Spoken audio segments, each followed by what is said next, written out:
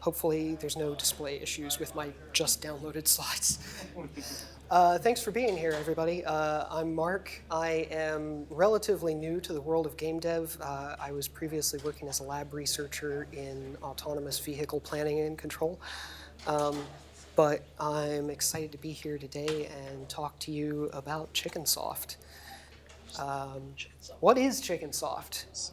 Chickensoft is an open source community for Godot and C# developers. We have a pretty active Discord and lots of very smart, very helpful, very friendly people. The overall goal is to support great game architecture for Godot developers, and to that end, we've published over 20 open source packages that we created to support robust, scalable design and game software. These are all developed from iterative experience with our own game dev projects and also from community feedback. I'm not going to talk about all 20 packages today. I am going to try and touch on a bunch of them, so this is going to be more of a high-level overview talk than an in-depth examination of any one package. So I'm not going to be able to give detailed, like, here's how you'd set this up to do this particular thing type examples. But there's documentation available. We're happy to answer questions, and you can read about packages that I didn't get to on the website. Out of curiosity, anybody here already using Chickensoft in their... Awesome, a few people. Cool. I did want to briefly say Chickensoft was started by Joanna May, who's also the principal contributor to most of the tools. She really wanted to be here, but wasn't able to be here today. I did tell her I would say hi to everyone on her behalf, so hello. Her professional background is in web and app dev using Flutter, which I've heard mentioned several times over the past couple days. And so, like several people, it seems she noticed some similarities in the overall structure when she started doing game dev in Godot and started experimenting with ways to apply her prior engineering experience in Godot. So, why do we care about architecture? You can probably guess that I have some thoughts to go here, but anybody out there have any thoughts? Why would we care about architecture? Making scalable. Yeah? Okay, scalable. Maintainability. Maintainability. Okay.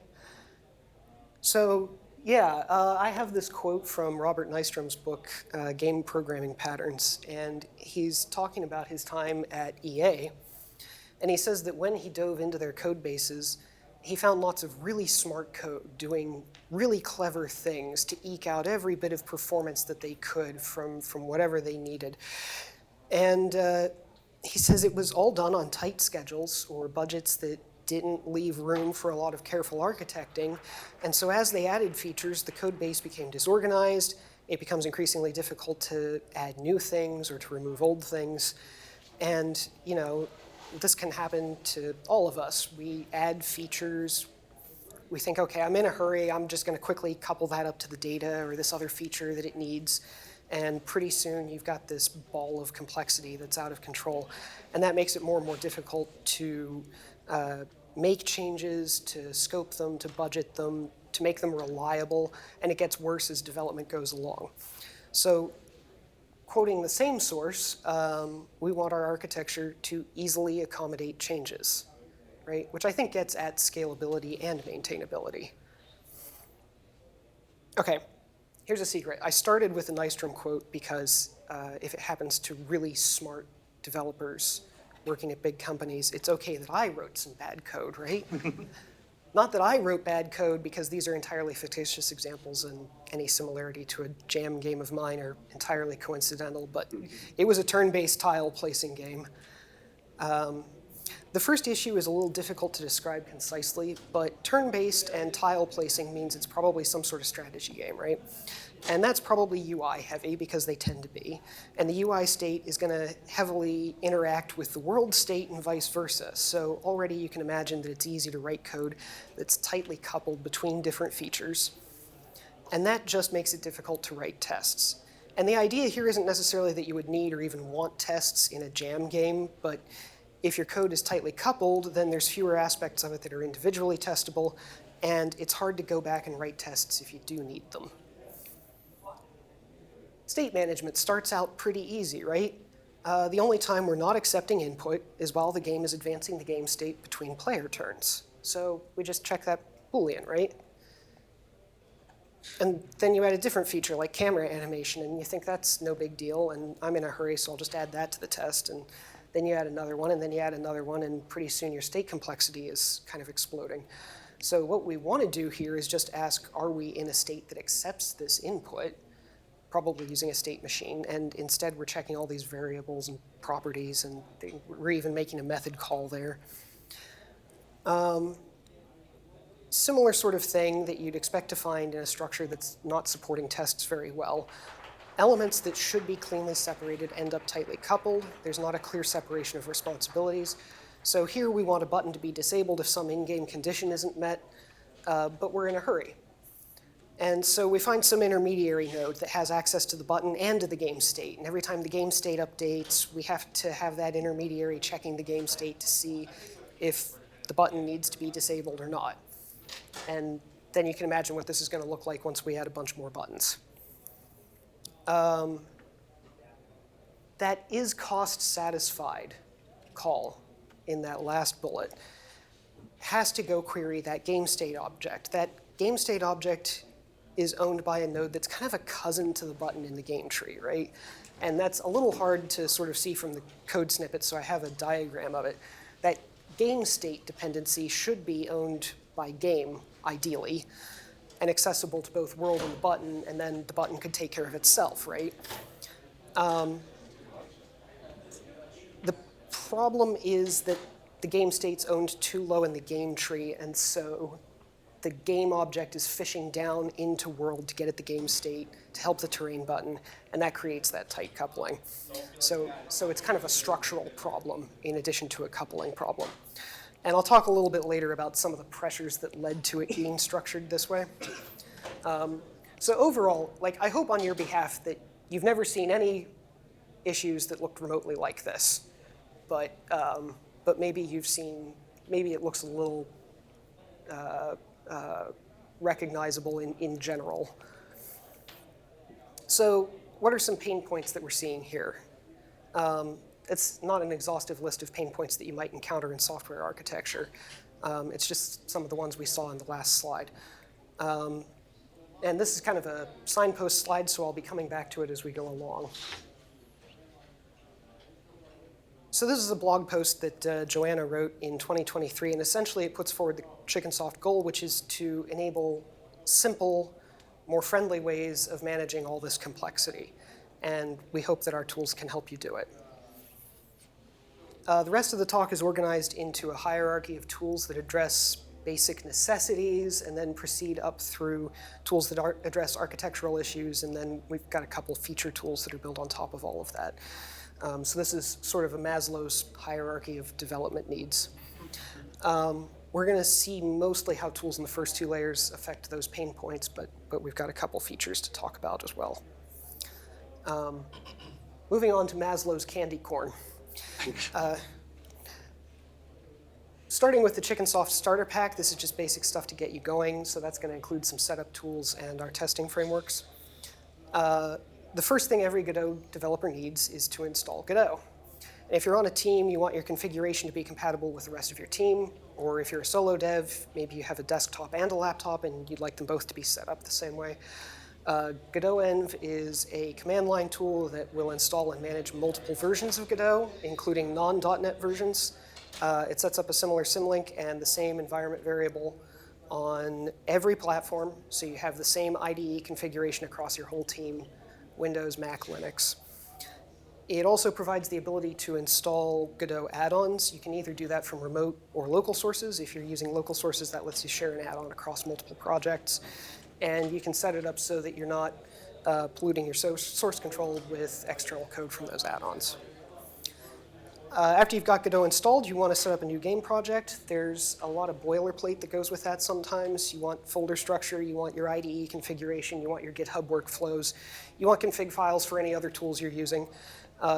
We have templates both for game projects and for NuGet packages that depend on Godot. You install those templates and then you just use them when you call .NET new, and it creates all that stuff for you so you don't have to copy files and folders over from your old projects.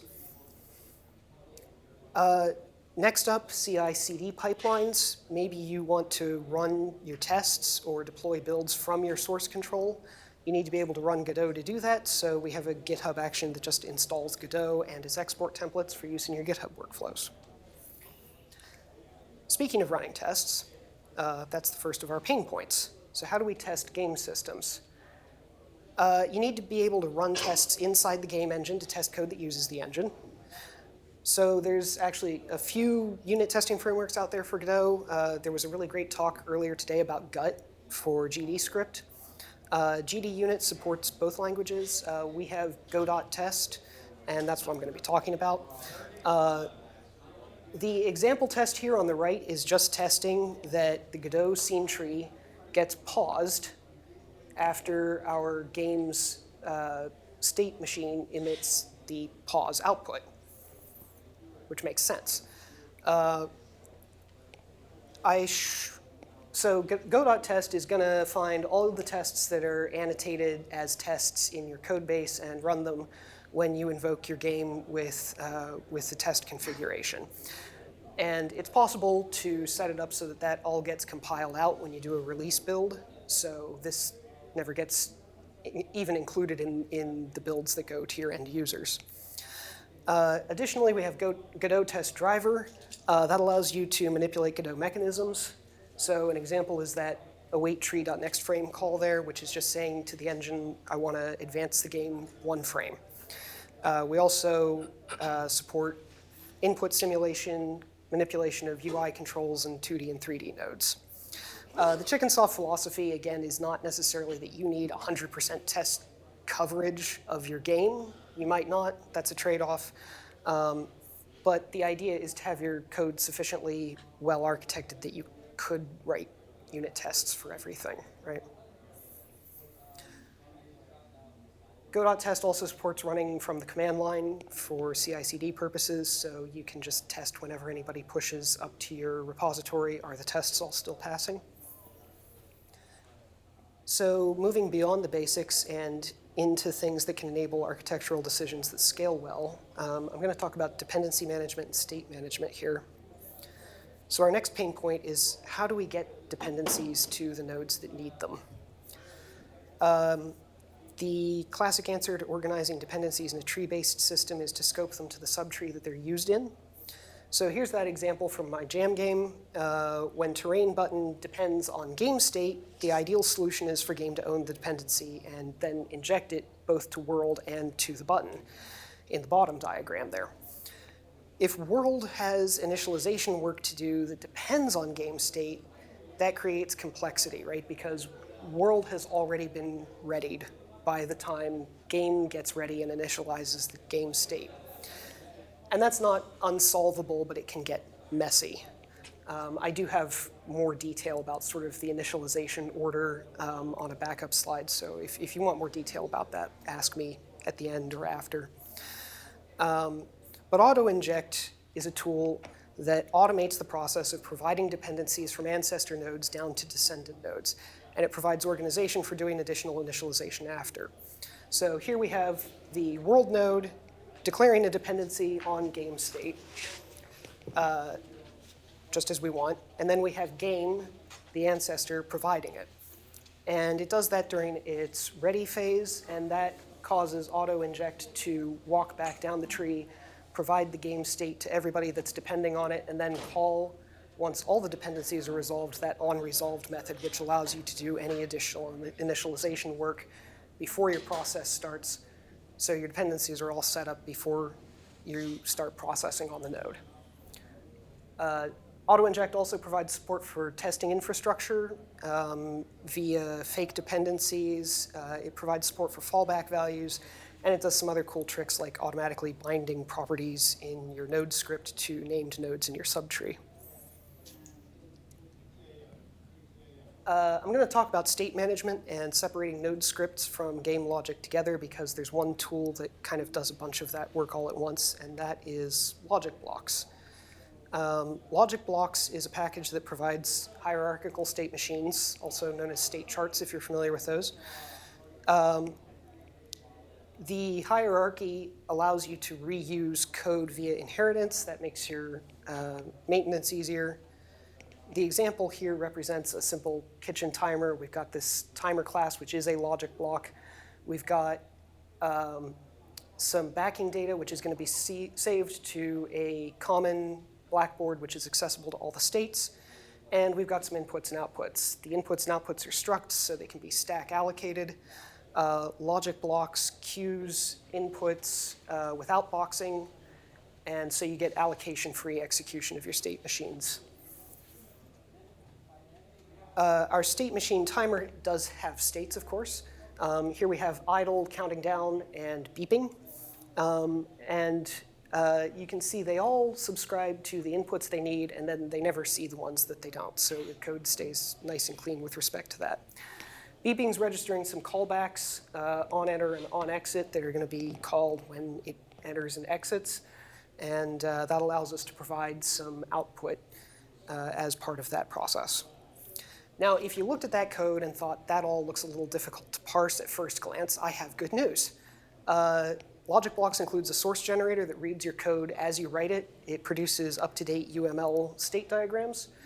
So you can always open these in any UML-compatible viewer and see if your state machine looks the way you expect it to. It's pretty easy to observe the outputs from a logic block. You create a binding, and you register callbacks. So if our Godot node here is an audio stream player with a beeping noise, we register callbacks for those play and stop beeping sounds that just set the playing to true or false. And that makes it easy to keep your visual logic or your nodes in sync with your backing state. So now that we're past all those pain points that I wanted to discuss, I've just got a couple of high-level feature packages that we have built on top of all these other packages. The first one is saving and loading. This comes up a lot in our Discord. There's a lot of potential complexity in saving and loading, and also there's the issues of kind of trying to retrofit it after the fact. You know, if you've built your game and now you say, oh, I need a saving and loading system. How do you go back and do that? So these three packages aim to kind of streamline that process. They provide JSON-based saving and loading from pretty much any backing data. You may have to register some converters, but if you're using your own classes, mostly you can have our introspection generator provide those for you, so you don't even have to do that. It makes makes it as automatic as possible. It does also support versioning, so if you have to update your save state representation, you don't break any save states that your players already have when you distribute the new version. On the right here, we're creating a chunk of game data that just provides methods for saving and loading the game data, which includes the map and the player and the camera. And then we have this save file, which just takes the chunk and saves it in JSON and reads it back from JSON. And then you can just take this save file object and call save and load on it. One of our most recently released packages is Game Tools. It provides a few quality of life things for C# developers. The big one is cross-platform, multi-monitor, display scale aware scaling. So it's not an area of my expertise, but if you want to know about the kinds of issues that can arise with scaling your game, and you've got multiple monitors, the monitors may have different resolutions, the monitors may have different scale factors. Joanna has a blog post at the website that goes into a lot of the detail about the underlying representations and what is and isn't available via Godot or via native packages. And then Game Tools just aims to kind of smooth that out, automate as much of it as possible, and provide you with the tools that you might want to address it yourself. I've got one last thing before I wrap up. The Chickensoft game demo is a fully functional game built on the Chickensoft packages. It does have 100% test coverage, just to show that it's possible. And it also has saving and loading at any point, which is what's going to happen in just a moment here. It's also great tutorial code if you're looking at the documentation for one of the Chickensoft packages and you think, I don't really understand how to use this. Open up the game demo. There's a decent chance that it's being used in there, and you'll get to see a great working example. We'd love for you to come say hi to the community. Even if you're not using Chickensoft tools, we do have members who don't make much use of the tools. But we've got some folks who are way smarter and better informed than I am, more knowledgeable. They're all very friendly and love to chat about Godot and C#. The QR code goes to the website. You can find us on GitHub. There's links to the Discord from both. That's me on Blue Sky. Thank you very much. Looks like, I don't know if I have time for questions or not since we started late. I guess we do. So they asked me to, if anybody does have questions, use the microphone on the side of the room there.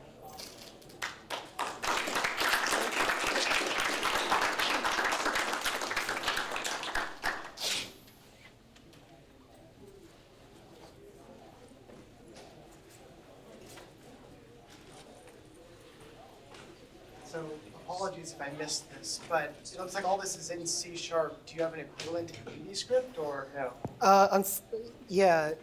Unfortunately, we don't offer support for GDScript. Some of these tools make extensive use of C# source generators, for one thing, which is not really a mechanism that's available in GDScript at the moment.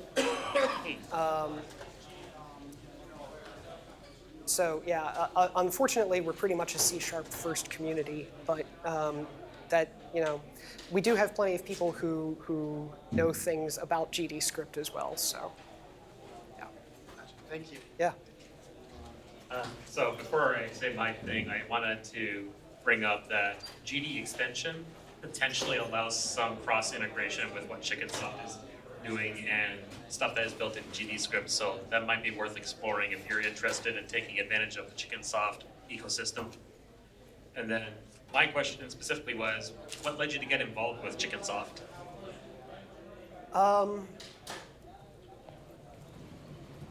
So yeah, I think I mentioned up at the top that I recently moved into game dev from kind of this other role in autonomous vehicle research.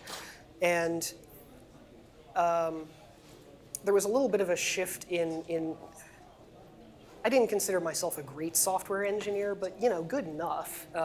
And there was a big shift in kind of the mental framework that I needed to approach engineering in Godot rather than in the tools I was used to. And so I found myself kind of building these games where I could see that the architecture wasn't what it needed to be, but I didn't know how to dig myself out of that hole. And so I think it was actually that blog post, got shared around in the Godot Discord. And I went and read it, and it was like a light bulb going off that, oh, hey, here's how you architect these things so that you're not fighting with these systems and finding yourself creating these tangled, little balls of complexity that then trip you up as you go along. Awesome, thank you. Yes.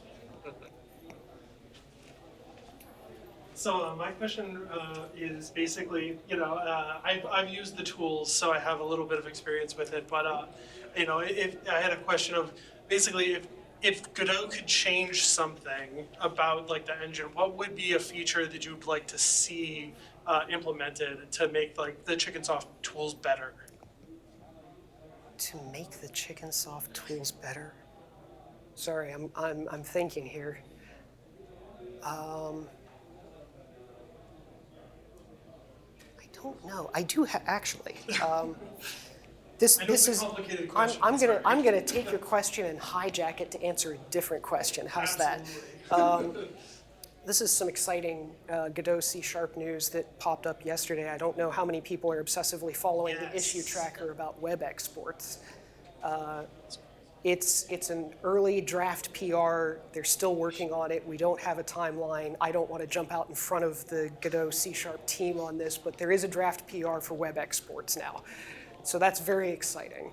And I do want, honestly, just to really thank the Godot C# team for the awesome work they've put in on this and everything else that they do, because it's really enabled us to do what we do, right?